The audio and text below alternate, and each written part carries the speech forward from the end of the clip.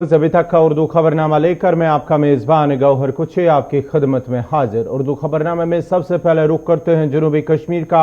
जनूबी कश्मीर से बड़ी खबर आ रही है कि वहां पर फोर्सेस और मिलिटेंटों के दरमियान एक झड़प जो है वो इख्तिताम पजीर हुई। कल शाम 5 बजे के करीब झड़प शुरू हुई है और रात भर जो ऑपरेशन जारी रहा था। आज सुबह मलहूरा शोपियान में झड़प जो है वो इख्तिताम पजीर हुई, जिस दौरान एनकाउंटर में 2 मिलिटेंट हलाक हुए हैं। रात भर ऑपरेशन जारी रहने के बाद आज सुबह ऑपरेशन खत्म हुआ है। जहां कल शाम ही एक मिलिटेंट को हलाक किया गया था, वहीं दौरान शब ही एक और मिलिटेंट को हलाक किया गया है। मलहूरा शोपियान में पुलिस का कहना है कि इलाके में मिलिटेंटों की मौजूदगी की एक मुसद्दिका इतला मिलने पर फौज, एसओजी और सीआरपीएफ ने मुश्तरका तौर पर इलाके का मुहासरा किया और तलाशी कार्रवाई शुरू की, जिस दौरान इलाके में मौजूद मिलिटेंटों ने फोर्सेस की तलाशी पार्टी पर गोलियां चलाई, जिसके बाद दोनों के दरमियान गोलियों का तबादला शुरू हुआ और इब्तिदाई ऑपरेशन के दौरान एक मिलिटेंट हलाक हुआ है, जबकि रात भर ऑपरेशन जारी रहने के बाद आज सुबह फोर्सेस ने एक और मिलिटेंट को हलाक कर दिया है, जिस दौरान झड़प में अब तक 2 मिलिटेंट हलाक हो चुके हैं। इस खबर पे मज़ीद तफसीलात के लिए सीधा चलते हैं फिदा हुसैन के पास। फिदा, क्या कुछ ताज़ा अपडेट हैं जो अभी तक जो खबर आ रही है कि 2 मिलिटेंट हलाक हुए हैं, किस तंजीम से इनका ताल्लुक है और अभी तक ऑपरेशन की बात करेंगे तो क्या ऑपरेशन अभी भी जारी है? देखिए, मैं बता दूं आपको गौर यहाँ पे कि 15 घंटे से जायद जो ऑपरेशन मलहूरा शोपियान शुरू हुआ था, कल 5 बजे वो इख्तिताम पजीर हुआ। अगरचे पहले ही एक मिलिटेंट जो है वो हलाक हुआ था, लेकिन फौज, एसओजी और सीआरपीएफ को जब एक मुसद्दिका खबर मिली कि मलहूरा शोपियान में कुछ मिलिटेंट इलाके में मौजूद है, उसके बाद जो ही उस इलाके को घेरे में ले लिया और वहां पर मिलिटेंटों को जब सिक्योरिटी फोर्सेस पर नजर पड़ी तो मिलिटेंटों ने सिक्योरिटी फोर्सेस पर फायर खोला, जवाबी कार्रवाई की गई, तो इस तरह से ये झड़प में तब्दील हुआ। इनिशियली में पहला मिलिटेंट जो है वो हलाक हुआ। हालांकि ऑपरेशन ऐसा लग रहा था कि शायद ये शाम को ही इख्तिताम पजीर होगा, लेकिन ये ऑपरेशन रात भर चलता रहा, क्योंकि अंधेरा था और अंधेरे के बीच जहां कहीं पर भी ऑपरेशन होता है उसको कहीं ना कहीं पे जो सिक्योरिटी फोर्सेस है वो उस ऑपरेशन को सुबह तक ले जाते हैं, क्योंकि रात के अंधेरे का फायदा मिलिटेंट ना उठा पाए। इलाके में जो है लाइटें इंस्टॉल की गई थी और लाइटें इंस्टॉल होने के बाद जब सुबह हुई तो सुबह एक बार फिर मिलिटेंट और सिक्योरिटी फोर्सेस के बीच झड़प फिर से शुरू हुई। हालांकि इस तरह से मैं आपको बता दूं कि 5 बजे से लेकर सुबह तक इलाके में गोलियों की आवाज जो है वो सुनाई दे रही थी। इस सिलसिले में अगर हमने बात करने की कोशिश की, लेकिन जो हमारा जराया है उनका यही मानना है कि 2 मिलिटेंट जो है वो हलाक हुए हैं, लेकिन अभी तक ये नहीं पता चला कि किस तंजीम से। लेकिन जो जराया है उनका यही मानना है कि शायद ये टीआरएफ से हो सकते हैं, लेकिन थोड़ी देर बाद शायद पुलिस की तरफ से कोई प्रेस कॉन्फ्रेंस होगी या सिक्योरिटी फोर्सेस की तरफ से कोई प्रेस कॉन्फ्रेंस होगी, जिसमें सारा खुलासा होगा कि किस तंजीम के साथ इनके पास से कितने हथियार थे और रात भर जब ये ऑपरेशन चला क्या मिलिटेंट को कोई मौका दिया गया सरेंडर करने के लिए। क्योंकि अगर हम देखेंगे कि पिछले कई दिनों से जहां कहीं पर भी ऑपरेशन चलता है तो कहीं ना कहीं पर सिक्योरिटी फोर्सेज जो है मिलिटेंट को पहले सरेंडर करने का मौका दिया जाता है। अगर हम बात करेंगे एनकाउंटर साइट पे, तो वहां पर किस तरह के हालात हैं कि क्या वहां पर लोगों की तरफ से एहतजाज जो है वो शुरू किया गया है, या कि पिछले कई दिनों से हमने देखा है कि एनकाउंटर के बाद जो जिस तरह के हालात बने होते हैं, नौजवानों की तरफ से एहतजाज भी किया जाता है और संघ का इस्तेमाल भी किया जाता है, तो इस किस तरह के हालात हैं इस वक्त मलहूरा शोपियान के अंदर? देखिए गौर, मैं आपको यहाँ पे ये बता दूं आपको कि अगर हम मलहूरा इलाके की बात करेंगे, ये जिला शोपियान में पड़ता है। जब वहां पे ऑपरेशन शुरू हुआ तो इंटरनेट को वहां पे बंद किया गया हालात को देखते हुए, क्योंकि अक्सर अब हम देखते हैं कि जहां कई है कम ही इलाकों में इंटरनेट को बंद किया जाता है।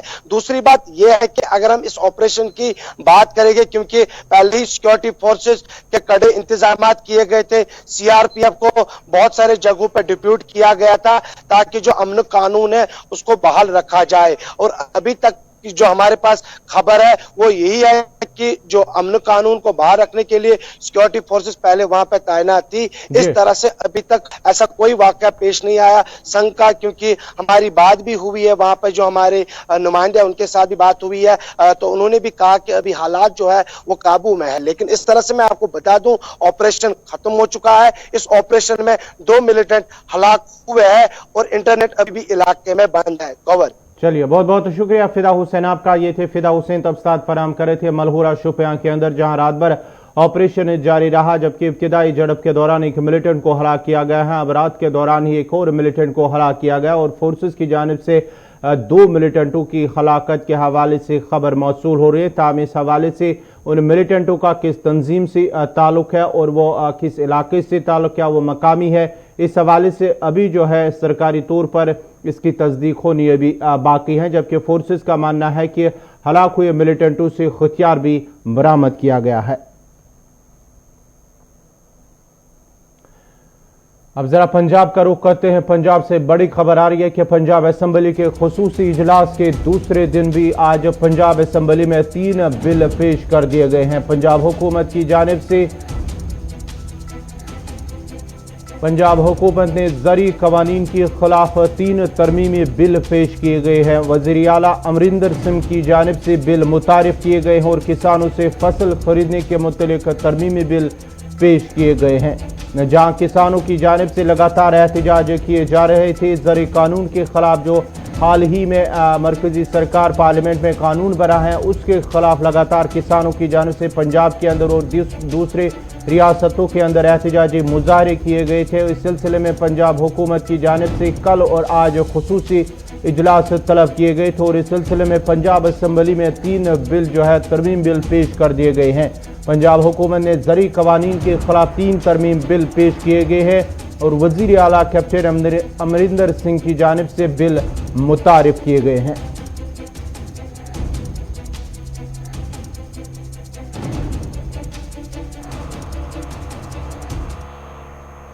भारतीय जनता पार्टी के senior leader doctor Nirmal Singh ने कहा कि डॉक्टर फारूक अब्दुल्ला आवाम को गुमराह कर रहे हैं। उन्होंने कहा कि दफा 370 और 35 को किसी भी सूरत में बहाल नहीं किया जाएगा और इस तरह के बयान देकर पीपल्स अलायंस आवाम को गुमराह कर रहे हैं। फारूक साहब, बहुत हो चुका। अभी जम्मू कश्मीर के लोगों को ज्यादा गुमराह मत करिए। आपके मंसूबे पूरे नहीं होने वाले। 370 और 35A वापस कोई नहीं आएगा। भारतीय जो संसद है उसने जो कानून पारित किया है उसके पीछे पूरा देश खड़ा है, आज पूरा जम्मू कश्मीर खड़ा है। आज कश्मीरियों को भी समझ ये बात आ गई है कि आपने 72 साल लोगों को गुमराह किया, यहाँ के नौजवानों को पाकिस्तान की तरफ धकेला, अलगाववाद को बढ़ावा दिया और आपके यही जो स्टैंड था आपके परिवार का, शेख अब्दुल्ला साहब से लेके पूरी नेशनल कॉन्फ्रेंस और पीडीपी ने जिस प्रकार से ये किया है उसको लोग स्वीकार नहीं कर रहे। लोगों को एक मत है लोग कि आप को जो एक इरेलेवेंट कर दिया है जो है यहाँ की राजनीति में, उस रेलेवेंस को वापस लाने के लिए जो कर रहे हैं वो कतई भी लोग आपको जो है आपको समर्थन नहीं करेंगे। आज जम्मू कश्मीर खुशहाली की तरफ बढ़ रहा है और आगे बढ़ेगा और भारतीय संविधान में जितने भी उनके जो अधिकार हैं उनको मिल रहे हैं। लद्दाख में चीनी फौजी एहलकार जो कि भारतीय हुदूद में दाखिल होने के बाद उसे हिरासत में लिया गया था, वापस चीन के हवाले किया जाएगा। दिफाई तज्ज़ियाकारों का कहना है कि ऑक्सीजन की कमी की वजह से चीनी फौज को लद्दाख के अंदर मुश्किलात का सामना करना पड़ रहा है और सर्दियों में चीनी अफवाज को मुश्किलात हो रहे हैं। लद्दाख के अंदर जो दोनों फौजें हिंदुस्तान की और चीन की आपस में आमने सामने हैं, उसमें एक चीनी जो सैनिक है वो हवा की कमी होने से, डिसओरिएंटेशन होने की वजह से वो हमारी जो चौकियां हैं उसके अंदर घुस आया और उसको वहां पकड़ा गया। वो देखा कि वो जो सैनिक है वो काफ़ी हालत उसकी बुरी थी ठंड की वजह से, तो उसको गर्म कपड़े और खाना वगैरह दिया और उसको रखा वहाँ पे गर्म अपने बंकर्स के अंदर हमारे सैनिकों ने। और पीएलए ने इन्फॉर्म किया हिंदुस्तान को पूछने के लिए कि भाई क्या है, एक सैनिक हमारा मिसिंग है। तो अब उनको बता दिया गया कि ये जो सैनिक है ये हमारे पास है, हमारे इधर आ गया था और इसको हमने अपने पास रखा हुआ है। और वो अब जो बातचीत के बाद ये फैसला हुआ है कि उस सैनिक को वापस दे देंगे। असल में लद्दाख रीजन के अंदर चीनी जो सैनिक हैं उनको ऑक्सीजन की कमी होने की वजह से काफ़ी डिसओरिएंटेशन हो रहा है उनका। और ये जो कार्रवाई है ये क्योंकि वहाँ पे इनकी सर्विस ना होने की वजह से है। हिंदुस्तानी सैनिक जो हैं वो ऑलरेडी वहाँ पे काफ़ी सर्विस कर चुके हैं, उनकी एक्लेमेटाइजेशन हो चुकी है, इसलिए वो वहाँ पे पूरे सही तरीके से काम चल रहा है। जो हिंदुस्तान और अमेरिका और जापान का मालाबार जो एक्सरसाइज चल रही थी, इस बार इन्होंने ऑस्ट्रेलिया को भी इन्वाइट कर दिया है क्योंकि ऑस्ट्रेलिया अब क्वाड का मेंबर हो गया है। और अब ये पूरा का पूरा एक तरीके से क्वाड जो है, जो कंट्रीज़ इंडिया, अमेरिका, जापान और ऑस्ट्रेलिया, इनकी नेवीज जो हैं वो हिंदुस्तान के जो है बे ऑफ बंगाल के अंदर ही एक्सरसाइज करेंगी और ये जो है अपनी कोऑर्डिनेशन आपस में खूब करेंगी। आपने देखा कि अभी पीछे जब ये क्वाड बना है, ये क्वाड मैं कहूँगा इसकी पहली नेवल एक्सरसाइज ऐसी हो रही है क्योंकि शुरुआत में जो मालाबार सीरीज थी उसके अंदर सिर्फ अमेरिका और इंडिया एक्सरसाइज कर रहे थे, फिर जापान भी आया और बीच में सिंगापुर और मलेशिया भी आए एज नॉन परमानेंट मेंबर्स। अब जो है इन्होंने ऑस्ट्रेलिया को भी ले आया और ऑस्ट्रेलिया आपको पता है कि क्वाड का एक हिस्सा है। और अब ये लगता है कि जो ये क्वाड है ये पूरा का पूरा अपनी जो नेवीज को एक दूसरे के साथ सीधी कोऑर्डिनेशन करने में पूरा कर रहा है इस्तेमाल।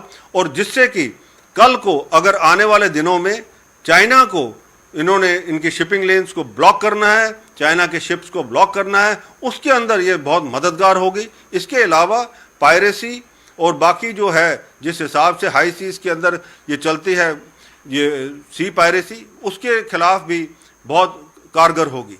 अब एक हिसाब से ये पूरा का पूरा क्वाड है जो यहाँ पे मालाबार के अंदर जो मालाबार एक्सरसाइज कर रहा है बे ऑफ बंगाल के अंदर। शुपियाँ और जो कश्मीर घाटी के अंदर जब से ऑपरेशन ऑल आउट शुरू हुआ है, हर रोज़ हमारे सैनिक जो हैं 2-3 से लेकर 5 टेररिस्ट जो हैं एलिमिनेट कर रहे हैं। ये सारा का सारा जो कश्मीरी जनता है उसके ताउन से हो रहा है क्योंकि कश्मीरी जनता जो है अब मिलिटेंसी से बिल्कुल वो हाथ उन्होंने खड़े कर दिए। उन्होंने कहा कि हमें ये टेररिज्म नहीं चाहिए, यहाँ पे हमें अमन और शांति चाहिए। और उसके लिए जैसे ही ये कोई टेररिस्ट कहीं पे घुसता है किसी घर में पनाह लेने के लिए, उसकी इतला जो है वो सिक्योरिटी फोर्सेस को कर देते हैं। और उसकी वजह से आप देख रहे हैं कि इमीडिएटली कोऑर्डिनेट सर्च ऑपरेशन होता है और उसके अंदर हर रोज़ जो है कोई ना कोई एनकाउंटर में के अंदर 2-3 मिलिटेंट जो हैं मारे जाते हैं। अभी हाल ही में मिलिटेंट्स जो हैं वो सरेंडर भी किए हैं। तो ये जो कार्रवाई है ये मैं कहूँगा एक सिक्योरिटी फोर्सेस और जो कश्मीरी जनता है उनके ताउन से ये जो कार्रवाई चल रही है और जिस हिसाब से चल रही है ये जल्द ही मेरे को लगता है कि यहाँ पे कश्मीर घाटी के अंदर जो टेररिज्म है वो ख़त्म हो जाएगा। रामबन के लोगों ने शिकायत की है कि झूला पुल रामबन से एम्बुलेंस को चलने की इजाज़त नहीं दी गई है। लोगों का कहना है कि अगरचे इस पुल को गैर महफूज भी करार दिया गया, जबकि छोटी गाड़ियों को पुल पर चलने की इजाज़त है, ताम एम्बुलेंस गाड़ी को चलने की इजाज़त नहीं दी गई है, जिस दौरान एम्बुलेंस के अंदर मरीजों को खतरे में डाल दिया गया।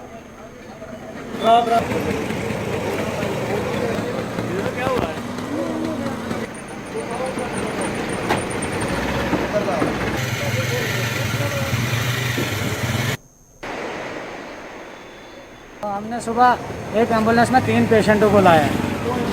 तो यहाँ पे जब हम साइड पे क्रोल पुल पे पूछे तो वहाँ पे बहुत बुरी हालात थी, जाम में कम से कम 1.5 घंटे हम फंसे। उसके बाद 1.5 घंटे के बाद हम यहाँ से आए, हमने देखा कि यहाँ पे एक सूली की रास्ता है, पुल से हमें गुजरेंगे। तो यहाँ पे पूछे, वो हमारी एम्बुलेंस साइड पे लगी हुई है जैमन की, तो यहाँ पे बिल्कुल हमें जाने नहीं देते, बहुत दिक्कत बोलते। यहाँ पे चले जाती है 10 सवारियाँ लेके, 4-4, 5-5 गाड़ियाँ पुल से गुजरती है, तो हमें नहीं जाने देते। बोलते भाई आपकी गाड़ी यहाँ से नहीं जाएगी, हमारी गाड़ी, ताकि सोमू से कितना वेट हमारी गाड़ी में कम है।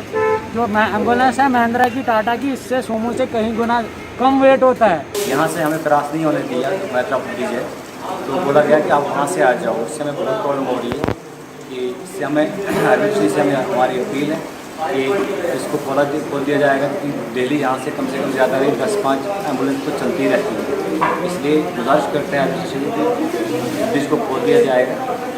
सर हाईवे से तो हम ज़्यादा, एक तो जाम का लफड़ा है सर, स्लाइडिंग का एरिया है, और दूसरी बात 10 किलोमीटर हमें घूम के आना पड़ता है।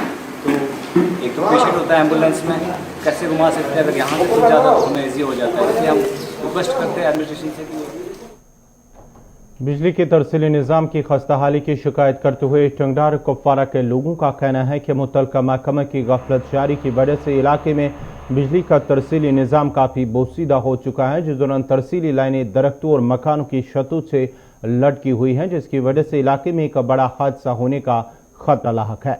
उन्होंने मुतल्लिका महकमे के आला हुकाम से अपील की है कि इलाके में बिजली निज़ाम को दुरुस्त किया जाए ताकि आवाम की मुश्किलात दूर हो सके।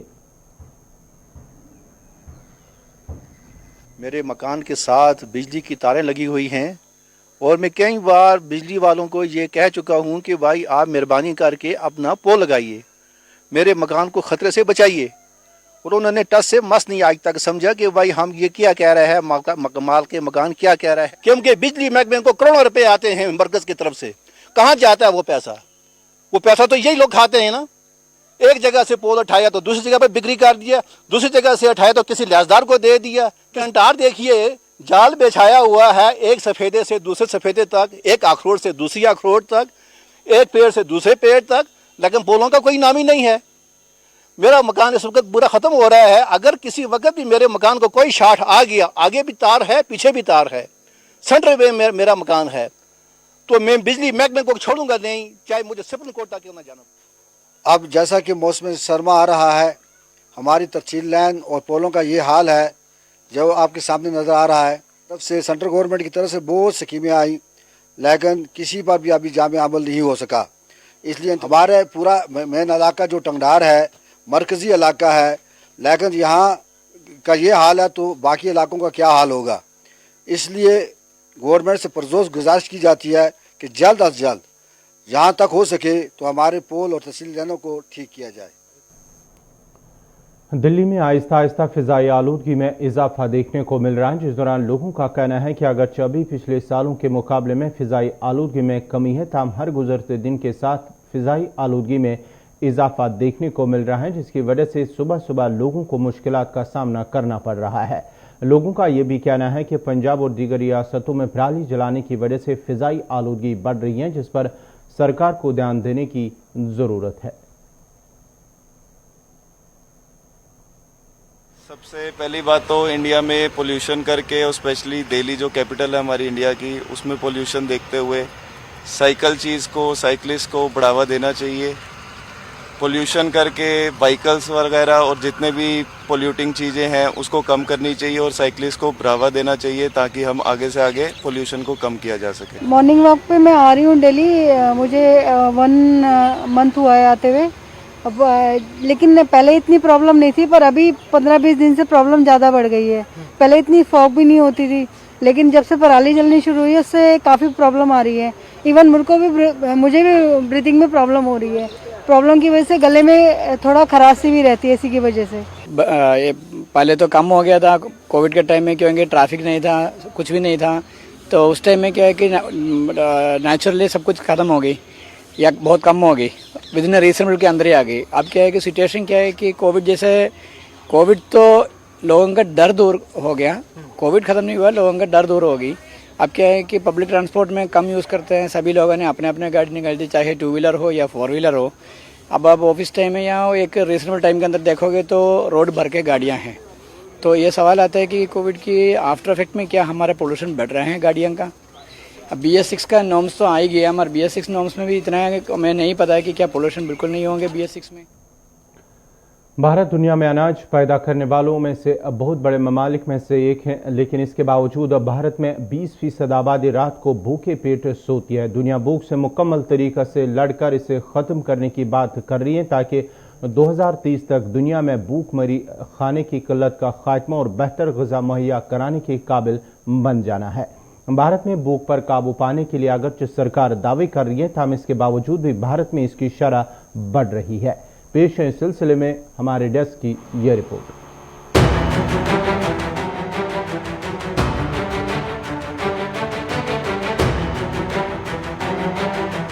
हिंदुस्तान भूखा है। हिंदुस्तान में भूख ने आम आवाम की जिंदगी को मुश्किल बना दिया है। भूख ने हिंदुस्तान की एक बड़ी आबादी के सांसों पर ताला लगाने की तैयारी कर दी है। हिंदुस्तान भूख से तिलमिला रहा है।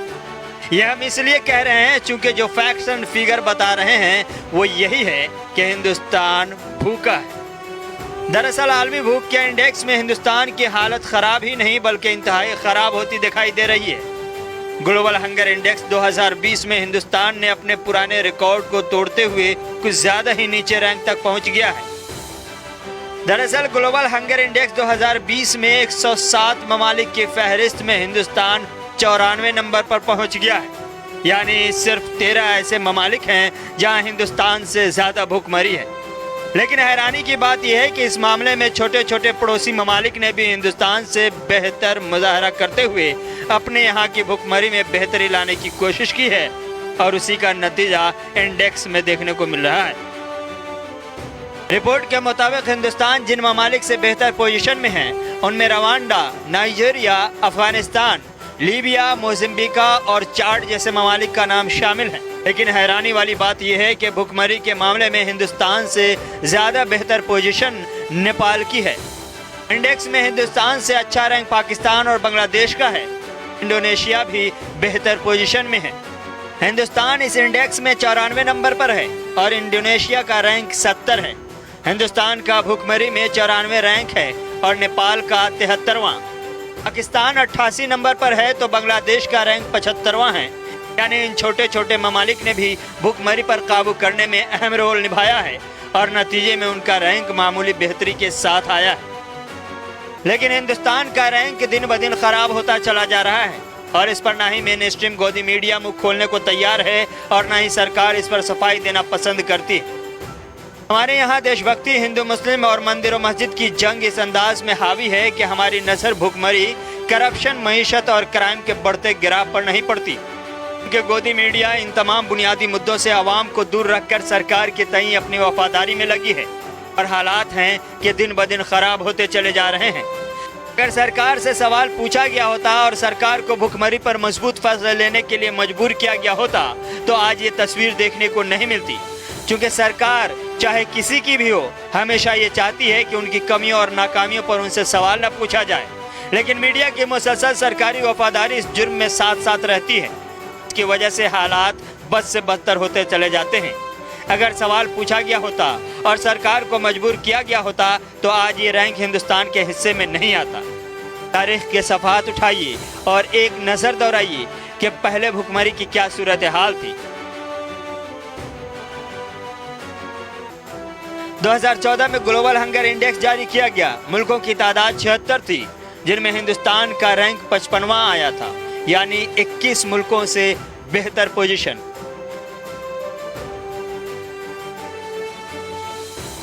दो 2015 में शामिल मुल्कों की तादाद 117 थी और हिंदुस्तान का रैंक 93 आया, यानी 24 ममालिक से बेहतर पोजीशन। 2016 में मुल्कों की तादाद 118 थी, हिंदुस्तान का रैंक 97 आया, यानी 21 मुल्कों से बेहतर कंडीशन। 2017 में मुल्कों की तादाद 119 थी और हिंदुस्तान का रैंक 100 आया।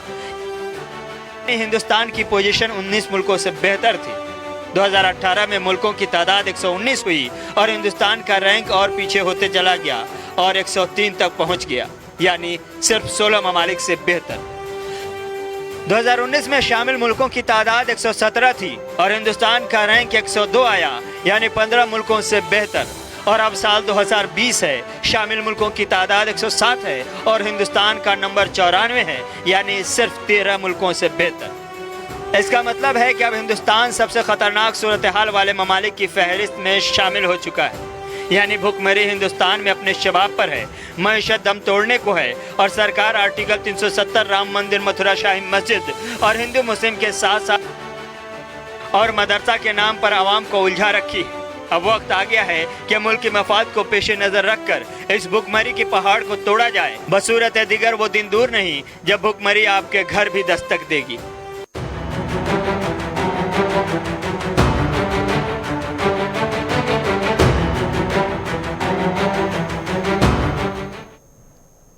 इसी के साथ ही अभी तक का उर्दू खबरनामा इख्ताम पजीर हुआ चाहता है। अपने मेज़बान गौहर कुछे को इजाज़त दीजिए। अल्लाह हाफिज।